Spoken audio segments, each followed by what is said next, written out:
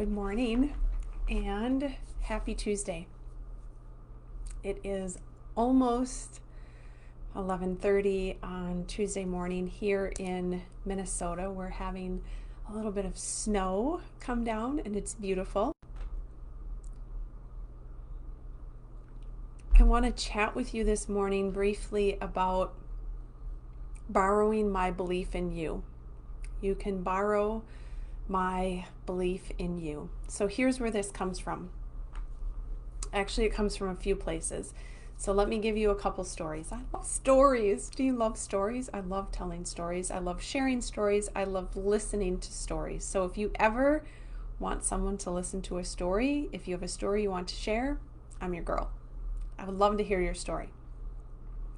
So when I was a little girl, my Uncle Jimmy, who was one of my favorite human beings in all the land, loved him. He's since passed away, bless his heart. So my Uncle Jimmy, when I was little, and then even as I got older, he passed away in 2007, I believe. I think that is correct. So 13 years ago, I think that's correct. Prior to him passing away, one of the last lunch, okay, so many stories coming to mind right now. Let me say this first. So my Uncle Jimmy's middle name was Grant. And when I changed my name and landed on, what I wanted my last name to be, I didn't want to go back to the last name of my dad because I hadn't been my maiden name since I was 20 years old, 19 years old. So that didn't feel right. I didn't know, I didn't want to just make up a name. I didn't know what to use. So my last name now, Grant, it's my legal last name now is Grant. That is the middle name of my Uncle Jimmy. And he passed away, like I said, about 13 years ago, I think. Oh gosh, 14 years ago, almost 14 years ago, since now we're in 21. Prior to him passing away, we had a lunch together a couple years before that. I don't remember when it was, but we'd seen each other a number of times. But this one lunch, I specifically remember we were in downtown Minneapolis when we had this lunch together. And I'm pretty sure it was downtown. It doesn't matter. Anyway. And I remember him talking to me and doing his best in that moment to convince me that I was enough, to convince me and show me that I was good enough and that I had something to offer. And I wasn't there yet. I didn't have that belief. It was around the time when I was 30 years old, and it's really fascinating how it all aligns to my human design as well, because I had just started my design shows that I'm just starting to get to that point at that time at 30 years old, which is now 14 years ago, to start believing in myself. But my Uncle Jimmy could see it in me. He could see that there would be something I would have to offer. He could see that I was already enough and that I was meant to help others. He could see that. He knew that. And it's really fascinating now as we have, hindsight, they say, is always 20/20, and it really is looking back on what I know now, looking back and seeing that belief that he always had in me. And what I really want to say then is I wrote, you can borrow my belief in you. You can borrow my belief in you until you have your own belief in yourself. So this is coming up for me for a few reasons. First of all, I was recently in a group and part of a training session, part of a coaching session, and the gal in there who was leading this group of women talked about how she wants to only work with women who lead themselves. She wants to work with women who lead themselves. And while I was listening to that, I thought, yes, me too. Me too. I only want to have the women in my life that lead themselves, that are ready and they show up and they're there.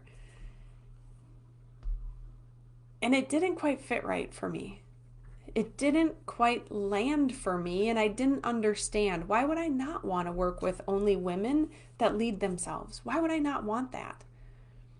I mean, listening to her, it sounded so powerful, and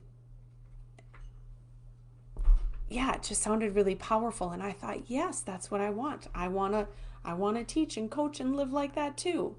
And then when I allowed myself to really lean into my truth and really lean into who I am prior to digging in to my cross, which I'm going to tell you about in a second, I stood back and I thought, no, you know what? The women that I really love to work with are women that somewhere in their life felt like they're not quite enough yet. And the reason I love to work with those women is because that's who I was. I felt that way for so many years. I get it. I get feeling like you're not enough.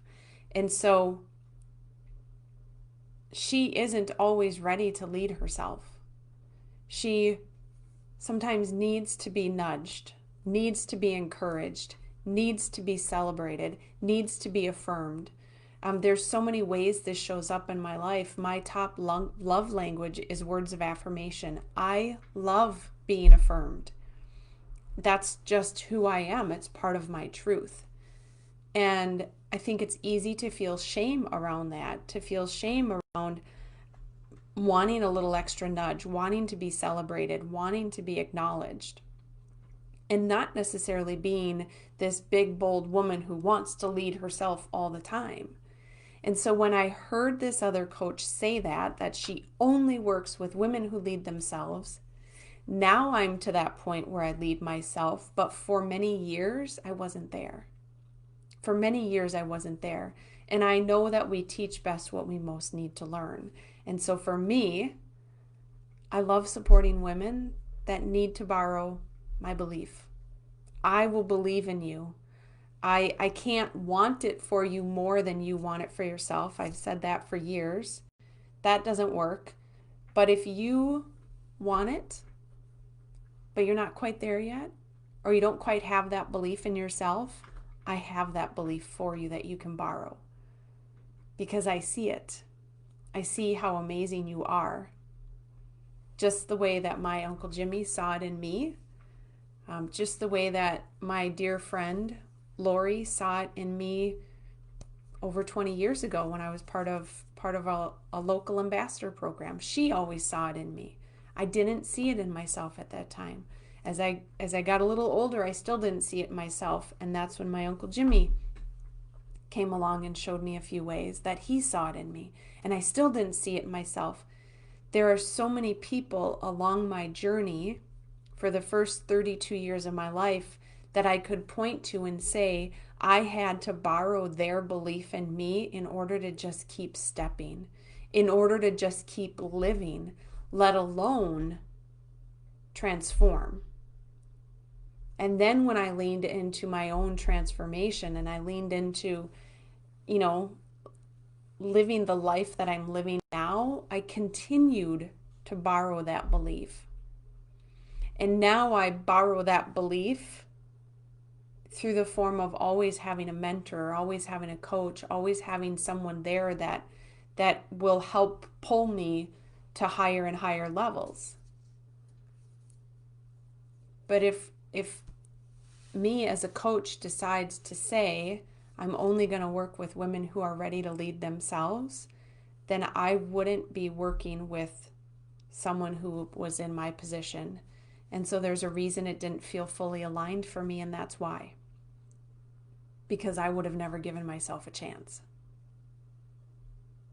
And I'm not going to do that to you. I want to give you a chance.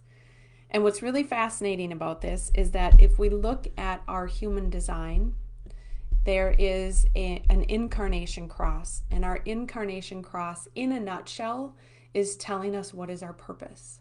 Our incarnation cross takes everything into consideration. It's given to us the moment we're born. That's why having your exact time of birth is really important, so that you can see what your incarnation cross is, along with all of the other pieces. But the incarnation cross is a couple sentences that pinpoint exactly, and I'm going to tell you what mine is. So my incarnation cross is, you are here to stir things up. Your cross brings the energy to turn things over in an effort to make things better.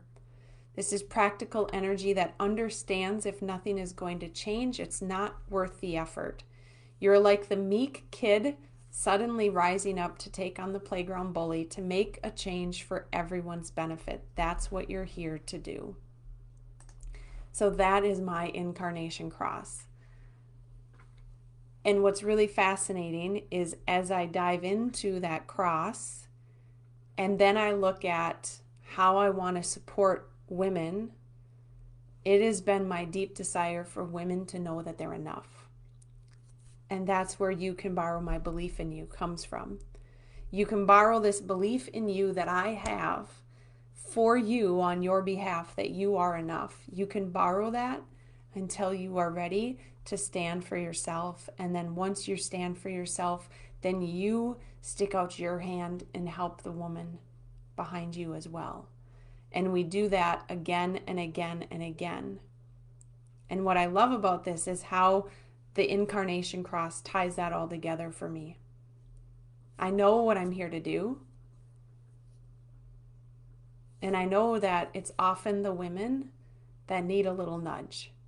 It's the women that maybe haven't felt safe enough or confident enough or ready enough to step forward on their own. And she needs a little extra nudge. She needs a little extra support. She needs a little extra anchoring, a little extra celebrating, because that's what I needed. If I had people that gave up on me or didn't believe in me or didn't allow me to grow and expand, I wouldn't be able to do what I get to do now. So I just wanted to show up today to remind you that you are enough as you are right now, and that I'm going to stand up for you. I'm here to stand up for you, and you can borrow my belief in you until you have it fully ready and embraced on your own. So I'm going to send you big love this Tuesday almost afternoon, and I look forward to serving and supporting you. If you want to dive deeper with this, you can always come into my free Facebook group called True North Journey. And if you want even more support, more cheerleading, more belief, a system around how to stand into this place for yourself, then let's dive in and do some work together. So sending you big love. Have an awesome Tuesday. We'll talk soon. Bye.